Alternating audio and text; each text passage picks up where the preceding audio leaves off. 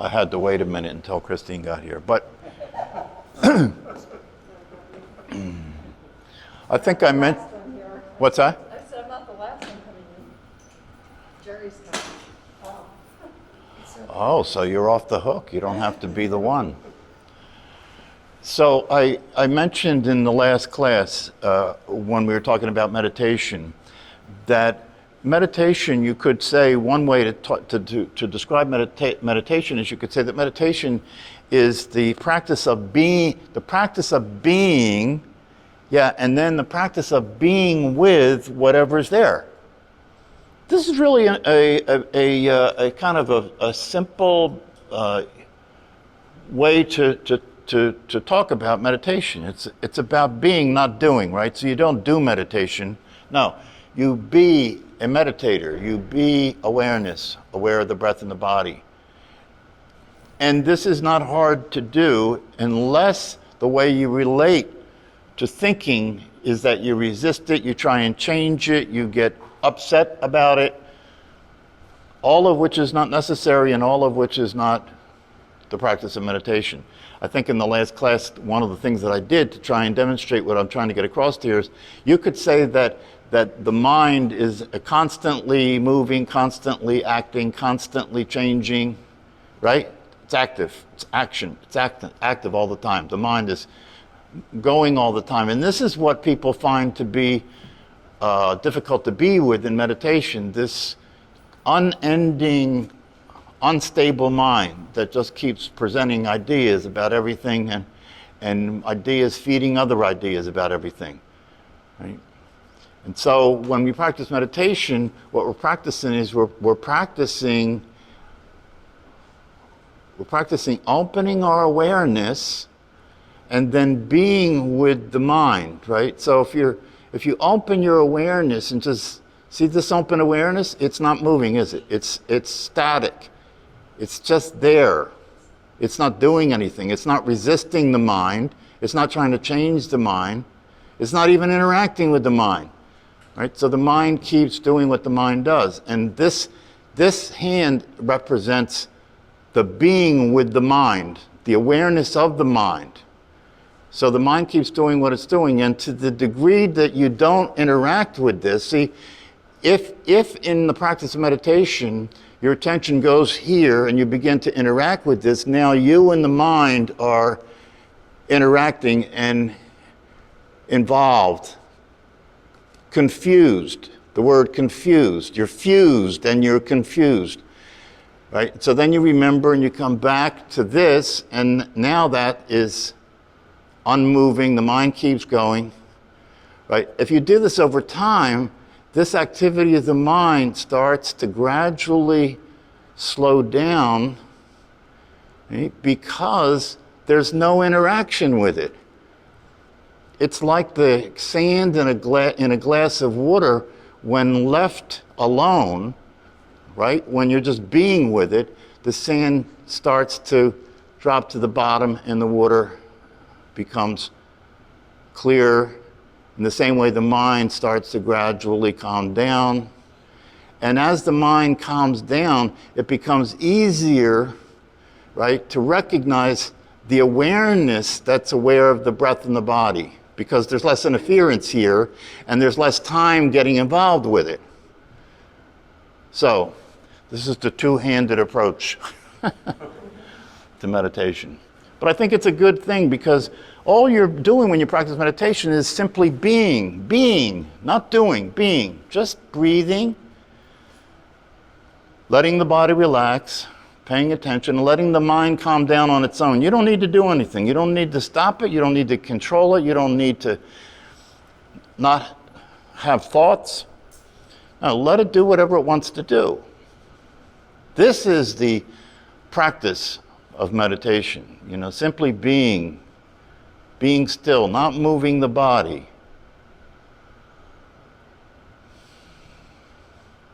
Being aware of the breath in the body.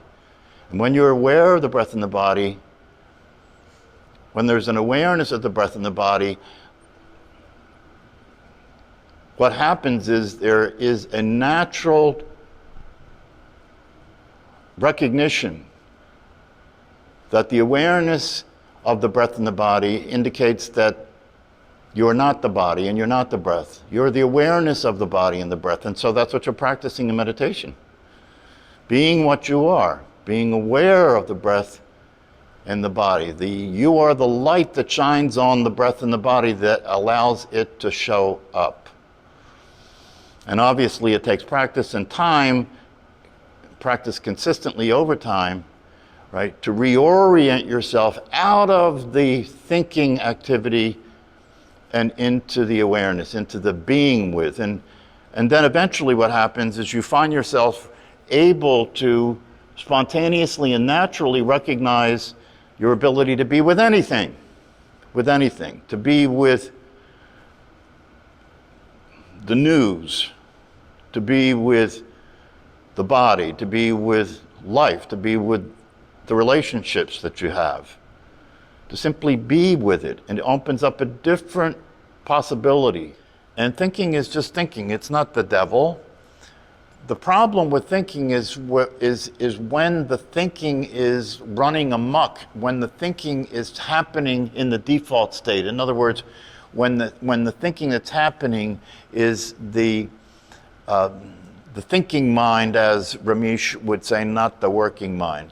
What's the thinking mind? The thinking mind is when the ego is thinking.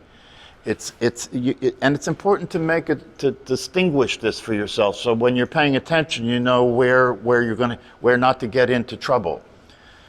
So the ego process in the mind is the process that is all about double questioning things. Should I have said that? What should I do? I don't know. Was that okay? Am I okay? Looking in the mirror, oh my God. That's all the thinking mind. That's all uselessness. That's all useless stuff going on in the mind, right? Unfortunately, when we begin to pay attention to the thinking activity, we discover that the majority of the energy that's being utilized by the mind is being wasted. Mooji says, we're henriching energy. We're henriching energy. What he means by that is that most of the energy that's being burned up by the system is energy that is useless. It's not producing anything. It's neurotic energy. It's just thinking about thinking. It's thinking about yourself. It's worrying, it's ruminating, thinking about the past, worrying about the future, So it's important to have that distinction and to begin to pay attention to what's going on in the mind. In your case, it's a mistake that you can begin to notice that it's a mistake, right? Because you've been exposed to the possibility that it's a mistake. You've been exposed to the possibility that there is another way to live, another way to be in this world. And you've been exposed to the possibility that the thinking activity is where all the craziness is happening. But it's not all bad, It's that there is useful thinking. The working mind is useful.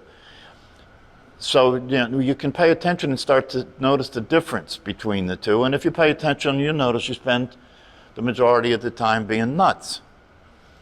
So that's why these practices and teachings are often spoken of in terms of going sane. The reality of what we're dealing with here is a lot simpler than you think it is. That when people speak here, they speak as the person and don't notice they're doing it.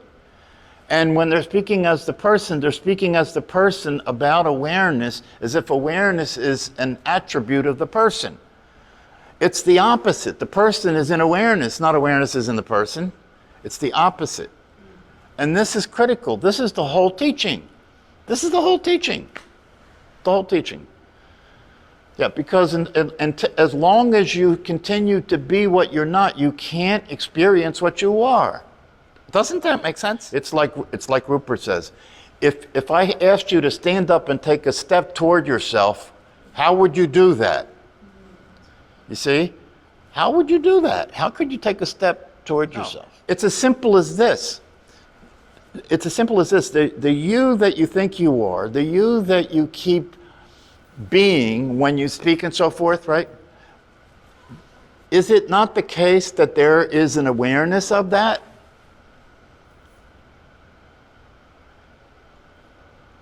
Is there an awareness of that? Is there, because when you speak from there, all you're doing is repeating thinking. That's all you're doing, is you're expressing thinking, right? Yeah. So when you're expressing thinking and you're identified with the thinking, and therefore you think you're thinking the thinking, and one of the things you think is that you're the thinker of the thought. You see, it's a convoluted reality. You can't get out of that system, right? But while that's happening, all the while that's happening, is it not the case that there's an awareness of it? Yeah.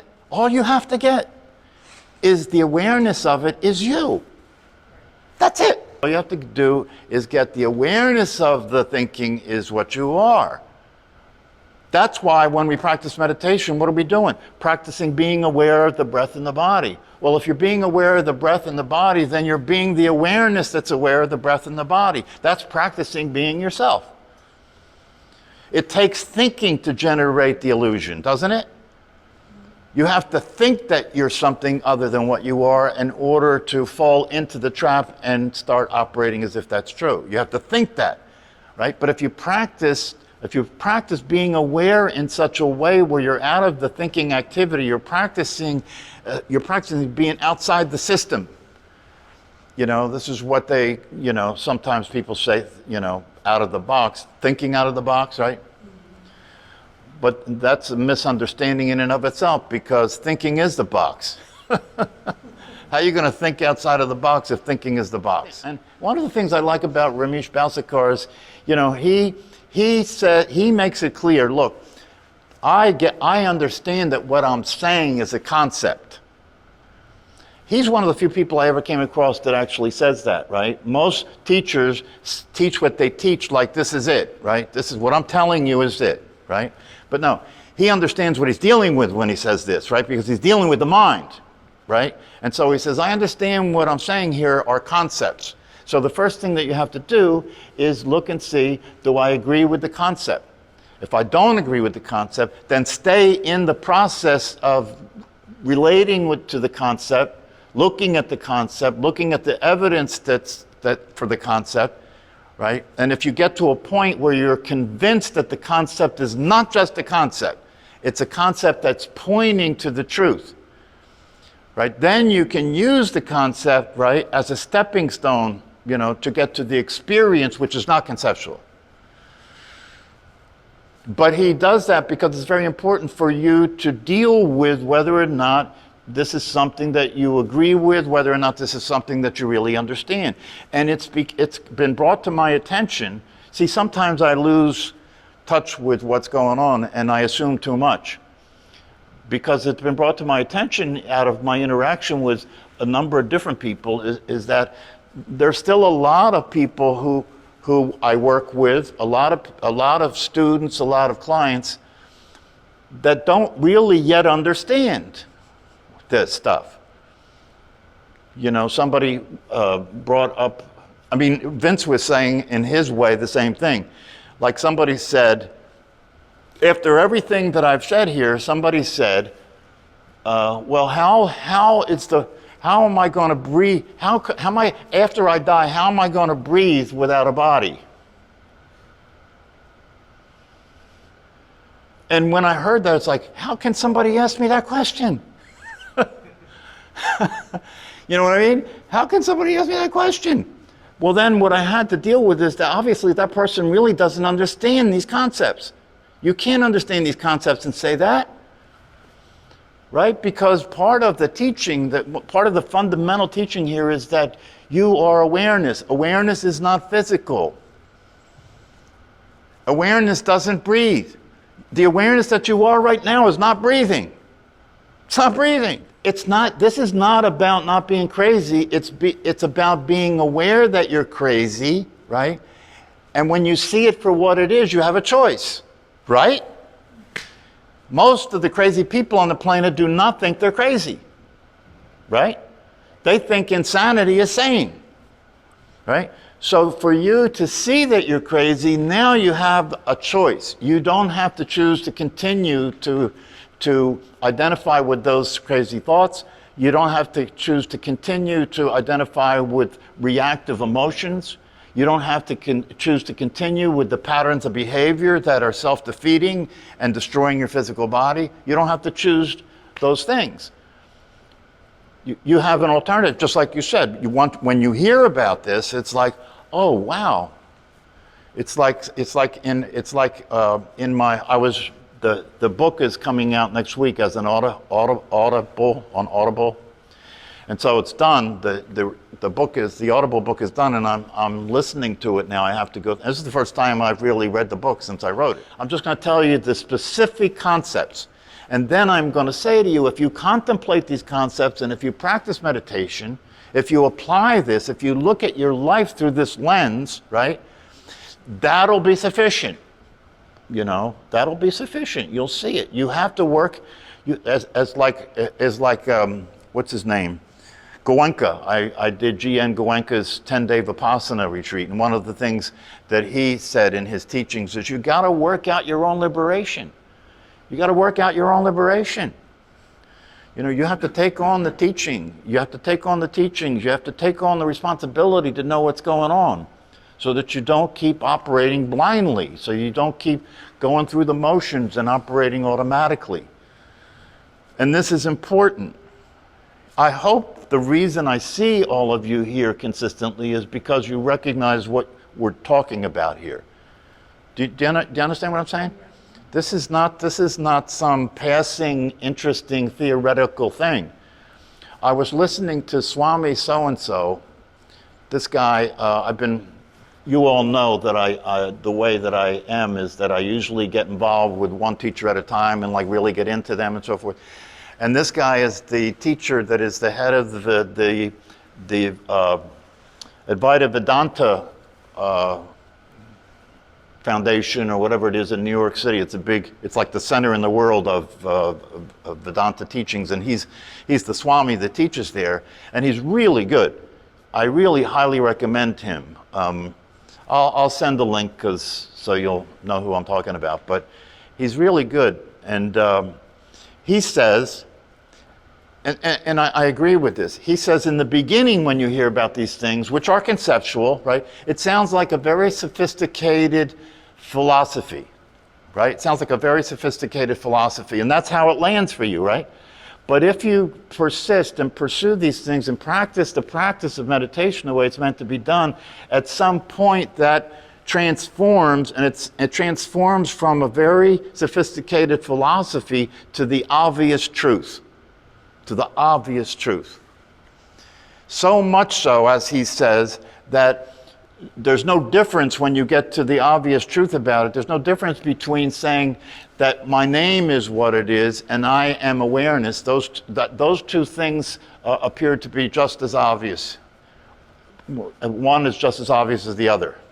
In the beginning, you're used to being, I am what my name is, I am my body, and I'm learning about awareness. You know, but if you stay with this and you really digest it and you really see directly what this is all about, then it's no longer I am the name that I am and I am the body that I am and I'm learning about awareness. Now, I am the name that I am and I am the body that I am and I am the awareness that I am. It becomes obvious that that's the case. Yeah, and that's important that you see that, because then it becomes something that is more real, it's realer, it's truer. Its significance is more intense. And the importance of applying it in the way you're being in your life becomes obviously important, if it's not important yet.